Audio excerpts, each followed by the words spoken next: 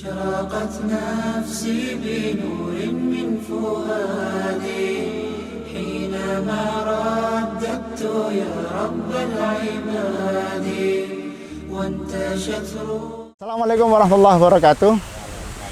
Saya M. Nurholis Setiawan, channel YouTube M. Nurholis Setiawan, yang pada kesempatan kali ini kita akan memperbincangkan segmen bicara ekonomi syariah. Dan pada kesempatan kali ini kita kedatangan tamu yang sangat istimewa, tamu yang sangat spesial, yakni Gus Abdul Hamid.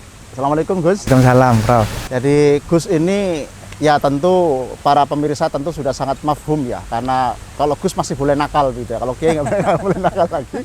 Beliau ini adalah pengasuh pesantren Nurul Jadid Paiton Probolinggo, Jawa Timur, sekaligus juga bendahara umum Himpunan Ekonomi dan Bisnis Pesantren, sebuah wadah yang menaungi tentunya ya ekonomi dan bisnis pesantren, sehingga menurut saya sangat penting dan sangat signifikan untuk kita gali ya informasi-informasi yang sangat penting dari beliau terkait bagaimana kita mencoba menghubungkan antara idealisme kampus dalam bentuk keberadaan prodi-prodi ekonomi syariah atau ekonomi Islam ya sebanyak 117 prodi dari data yang saya punya, lalu tentu dengan para pelaku usaha atau setidaknya asosiasi ya dari pelaku usaha untuk bisa tadi mencoba mencari format-format perjumpaan ya antara saintifikasi ekonomi syariah dengan realitas yang ada di lapangan.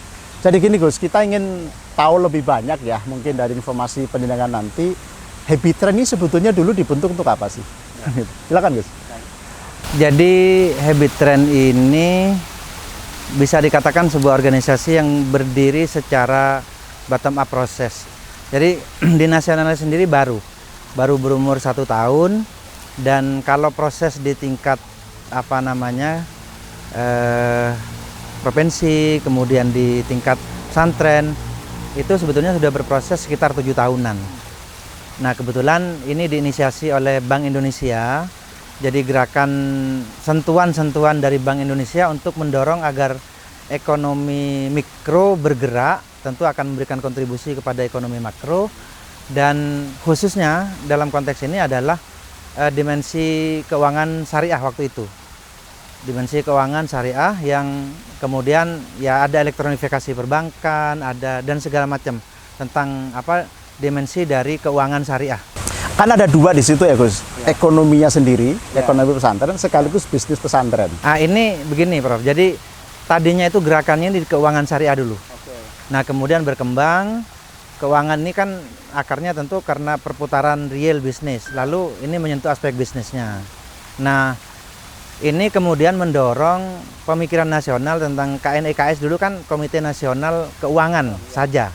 Nah kemudian perlu ada konteks ekonominya, lalu ini sebenarnya dari proses yang berjalan di lingkar BI juga. Nah kesadaran peluang bahwa ceruk pasar dari ekonomi syariah itu besar, dan ini yang memanfaatkan bukan bangsa yang misalnya mayoritas Islam, tetapi katakanlah misalnya London, atau yang punya komitmen dan concern sekarang Korea, kemudian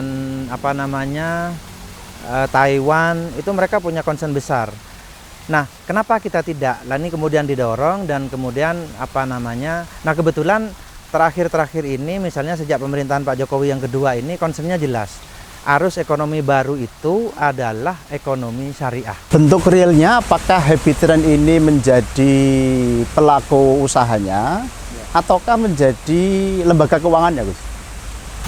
Bisa kesemuanya. Bisa kesemuanya. Artinya bahwa kan kalau kita bicara platform ya, platform bisnis itu ada perjalanan mulai dari hulu sampai ke hilir. Bagaimana sebuah proses produksi, pemasaran, pendanaan dan lain-lain. Nah ini intinya di dalam komunitas ini kita berhimpun. Jadi ini prosesnya kenapa kita sebut bottom up tadi, ini desakan dari pesantren-pesantren yang sudah berproses itu agar kita punya wadah berhimpun. Kalau tingkat provinsi sudah, nah nasionalnya yang belum. Lalu kita adakan yang nasionalnya. Nah sekarang kita kalau nasional sedang konsolidasi organisasi, tetapi pekerjaan-pekerjaan real ekonomi itu sudah berjalan. Kalau boleh saya perdalam ya, kalau tadi bisa jalan dua-duanya, satu sebagai lembaga keuangannya, itu bentuknya apa, lalu operasionalnya bagaimana, kemudian kalau sebagai pelaku usaha juga bentuknya apa, dan bagaimana selama ini manfaat yang didapatkan dari sistem keuangan syariahnya itu. Jadi kita baru bisa sebut per kasus ya Prof, rintisan-rintisan usaha yang berjalan di provinsi-provinsi, walaupun ini upaya menasionalkan, baru rintisan, kita evaluasi kalau sudah berhasil. Sebagai pemain pelaku misalnya, itu di Jawa Timur ada 3 distribution center yang dibentuk. Jadi 17 pesantren yang tergabung dalam Habit Train Jawa Timur sebagai perintis. 17 pesantren ya? Ya, sementara 17 pesantren yang 17. mendirikan, kemudian berkembang menjadi, saya tidak paham terakhir ini apa 125 atau mungkin Gus Alek ini termasuk yang nanti dari provinsi. Nah itu bersepakat untuk masuk ke mata rantai distribusi karena menganggap dari sisi produksi sudah selesai. Nah ini ada tiga distribution center yang sekarang terus berproses untuk mendistribusikan secara bersama. Karena kalau secara sendiri-sendiri pesantren-pesantren sudah. Sidogiri punya mainan seperti itu, basmalah. Kemudian Sunan Derajat kemarin sudah mendistribusikan. Nah sekarang ini dihimpun. Kita ini dalam wadah besar. Nah kemudian misalnya di situ satu hal. Nah hal lain itu ada sistem pembayaran. Ada elektronifikasi perbankan, ini kan sesuatu juga. Ini sedang diupayakan untuk disatukan juga. Jadi aplikasi pembayaran di berbagai pesantren itu ada yang sudah punya sistem terbuka, open loop, ada yang masih closed loop di pesantren. Nah ini kami bersama Bank Indonesia dan beberapa ini lain, OJK termasuk, membuka ruang-ruang itu. Kan katakanlah sekarang ini perkembangan bisnis misalnya, ketika kita katakan berbicara bisnis digital, itu kan ada pemotongan mata rantai. Jadi produsen bisa bertemu langsung dengan konsumen, dan di situ ada sesuatu yang bisa didistribusikan keuntungannya kepada produsen atau konsumen.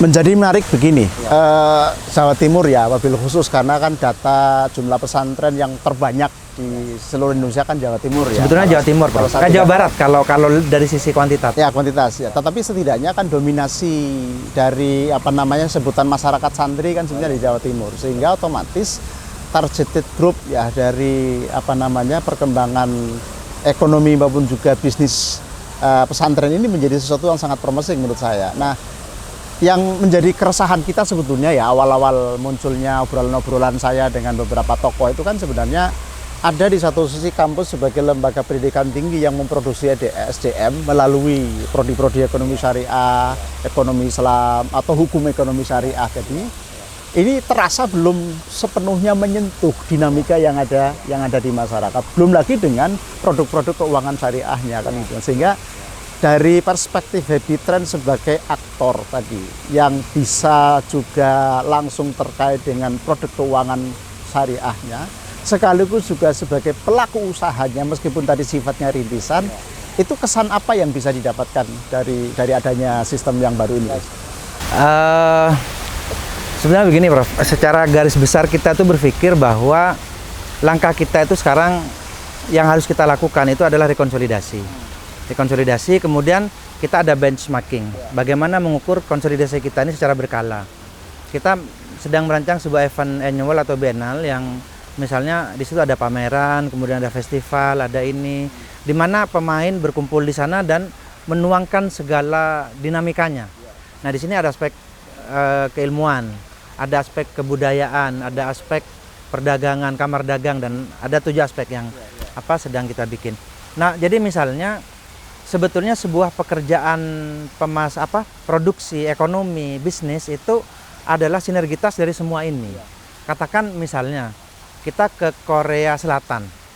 Korea Selatan itu misalnya industri itu sangat didukung oleh sebuah gerakan, mungkin bukan sekedar budaya tapi peradaban. Katakan seperti K-pop, kemudian drakor, drama Korea. Itu adalah bagian sebetulnya dari mesin industri untuk membackup produk. Karena sebuah produk itu tidak hadir sendiri, tetapi dilapisi oleh pemahaman ini, dan begitu mereka masuk ke budayanya, mereka akan nyaman dengan produk itu. Nah, aspek ini sebetulnya yang kita harap pada masyarakat kita, dengan pekerjaan mendorong pelapisan selain keilmuan ini, muaranya nanti pada kebudayaan dan peradaban, ini juga bisa didorong kita bersama bagaimana kita mendorong ini. Itu satu. Kemudian yang kedua sebetulnya penting untuk membicarakan tentang bagaimana wajah bisnis kita pada revolusi industri 4.0. Nah, ini bagaimana mengintip peluang. Jadi kasarannya misalnya begini, saya bicara dengan perbankan. Bukan hanya teknis yang dibicarakan, tapi tentang keberadaan perbankan sendiri, apa perlu setelah ada misalnya teknologi itu tentang fintech, kemudian bahkan bank sentral itu bisa jadi akan hilang. Nah ini sementara misalnya pendidikan kita selama ini kan masih berorientasi pada ini konvensional. Nah kalau teknis misalnya apakah customer service officer, kemudian penjaga counter itu masih diperlukan pada masa yang akan datang. Nah switchingnya ini seperti apa? Nah kalau kita kan punya kesimpulan misalnya bisnis konvensional itu sudah tinggal sisa menyelesaikan tugasnya saja. Tapi bagaimana misalnya ini pindah Akan ada era baru, pindah ke digital, atau misalnya menampung sebuah kebersamaan yang kira-kira bisa mensuplai sebuah kebutuhan industri besar. Saya potong Gus, begini, bagaimanapun ketika kita bicara umat ya, lalu di atasnya kita bisa bicara ekonomi keumatan gitu ya, maka tentu santri menjadi salah satu representasi kan kalau kita bicara keumatan. Nah, saya menjadi sangat tertarik ya dengan untuk menggali lebih lanjut tadi karena tadi namanya saja adalah Himpunan Ekonomi dan Bisnis Pesantren. Ini kan berarti aktor yang sangat sangat strategik gitu ya. Sekaligus juga sangat menentukan ya terkait dengan masa depan ekonomi syariah lah kalau kita bicara ekonomi atau ekonomi Islam. Nah, oleh karena itu dari yang sudah berjalan sekarang ini katakanlah di dua aktor sekaligus, ya bisa sebagai lembaga keuangannya, ya juga sebagai pelaku usahanya begitu ya. Kalau prediksi ke depan Gus ya, nah yang ini menjadi bahan evaluasi saya juga sebagai orang kampus lah katakan lebih itu untuk menjadi provokator bagaimana pembenahan kurikulum, pembenahan desain pembelajaran, sekaligus juga mungkin prodi barangkali ya di perguruan tinggi agar mampu kita mendesain, mencetak generasi yang memang siap dengan dinamika tantangan zaman ya. Dengan kata lain yang sampaikan tadi, ketika suasana akan berubah begitu ya melalui platform-platform tadi yang sudah jenengan sebutkan ya. Dan jenengan sebagai seorang pelaku tentu sudah merasakan ya, perubahan itu sedang terjadi kan gitu ya. Sementara di sini masih menggunakan pola-pola lama gitu kan gitu. Nah, sehingga menurut jenengan begitu ya, setidaknya pasti jenengan juga well educated ya begitu mengikuti perkembangan pendidikan tinggi lah gitu. Itu kira-kira apa yang mesti harus diperbuat oleh katakanlah apakah fakultas ekonomi Islam, apakah prodi ekonomi Islam atau ekonomi syariah, gimana kira-kira pandangan jenengan sebagai pelaku ya? Ada satu ruang yang sekarang itu barangkali ya kan intinya kalau dalam persaingan ini bagaimana kita tidak hanya menjadi objek ya, tapi bagaimana kita berperan sebagai subjek. Subjek artinya tidak hanya menjadi pasar, tapi bagaimana misalnya produksi, atau kalau tidak dia ada di dalam faktor antara produksi dan pasar. Ini hal yang baru sekarang yang banyak ini. Jadi misalnya banyak perantara, mereka jualan kamar tidak punya kamar tapi bisa menjual kamar lebih banyak daripada itu, misalnya itu salah satu perkembangan ya sekarang. Nah, kita belum tahu apa yang akan terjadi ke depan, profesi apa yang akan muncul, tapi setidaknya puak besarnya begitu. Nah, kita misalnya kalau pesantren, kami itu sedang berusaha mengembalikan ruh entrepreneurship yang tidak tergantung pada disiplin. Itu ada di pesantren, Prof, dulu. Di pesantren orang ngaji kitab, kemudian keluar itu mungkin tidak harus berpikir seluruhnya. Ada 1-2 yang bisa menjadi bagian dari ikut tenaga kerja orang. Menarik. Jadi begini, seiring dengan adanya undang-undang pesantren, itu sebetulnya bentuk kepedulian pemerintah ya terkait bagaimana pemerintah itu betul-betul mampu mengapresiasi ya, keberadaan, kontribusi dan bahkan jerih payah lah begitu ya pesantren, bukan hanya pada pendidikan nasional tapi bagi terbentuknya bangsa inilah kira-kira begitu. Sehingga di situ kalau kita merujuk kepada undang-undangnya kan pesantren sebagai punya fungsi pendidikan. Lalu yang kedua punya fungsi pemberdayaan masyarakat. Lalu yang ketiga punya fungsi dakwah. Saya ingin singgung yang pertama dan kedua Gus. Kalau yang dakwah nggak usah lah gitu kan gitu. Jadi apa yang sudah dilakukan oleh Habitren ini begitu terkait dengan bagaimana pendidikan di pesantren ini juga tentu dengan segala keberadaan masing-masing institusi pendidikannya ya kan tentu pesantren juga tidak sama kan kondisinya satu sama lain. Ini bisa betul-betul mampu menjadi satuan pendidikan yang mandiri tadi itu kan. Satu itu yang kedua adalah tentu kemandirian ini sangat ditentukan oleh bagaimana dia mengelola keuangan kan gitu. Nah, strategi apa yang selama ini sudah dilakukan oleh Happy Trend? Jadi apa ya, anggota Happy Trend itu adalah institusi bisnis pesantren. Pesantren sebagai institusi atau pesantren sebagai komunitas besar. Jadi di situ ada keluarga besar pesantren, alumni, wali santri, simpatisan dan lain-lain. Nah, yang kita lakukan sementara ini memang baru terbatas pada misalnya bagaimana mengelola di kota masing-masing ini. Yang pertama. Kemudian yang kedua adalah menghubungkannya menjadi sebuah jejaring. Kemudian merangkai jejaring ini menjadi jejaring besar. Ya, tujuannya tentu pada akhirnya adalah jaringan pemasaran dengan big data. Akhirnya itu. Ya sekarang sedang berproses, mungkin ini sedang terserak di mana Sidogiri punya jejaring, punya big data dan seterusnya. Kita berusaha mengintegrasikan ini menjadi sebuah data besar yang kira-kira dengan itu bahkan sebagai pasar pun kita bisa berbuat sesuatu. Orang mau masuk ke pasar sini ada pintunya dan mereka harus berbicara bagaimana selera pasar, dan ini tidak dengan negara kan. Kalau negara saya kira di globalisasi ini sudah mungkin cenderung tidak akan bisa berbuat apa-apa. Tapi sebagai komunitas misalnya kita bisa melakukan sesuatu. Nah, ini pola-polanya sudah. Jadi bagaimana berbicara sebagai pasar. Tapi misalnya sisipan pertama sebelum kita bicara tentang bagaimana menjadi produsen yang mewarnai, memasukkan unsur-unsur produksi, paling tidak kita bisa menitipkan ya satu item, 2 item produksi yang kita latih untuk bagaimana ini menjadi sebuah standar industri dengan kapasitas tertentu. Dan ini potensi munculnya startup atau kalau mungkin dikelola oleh sebuah korporasi ini bisa menjadi unicorn, tapi belum kita bayangkan jalannya ke sana ya. Tapi startup itu dulu.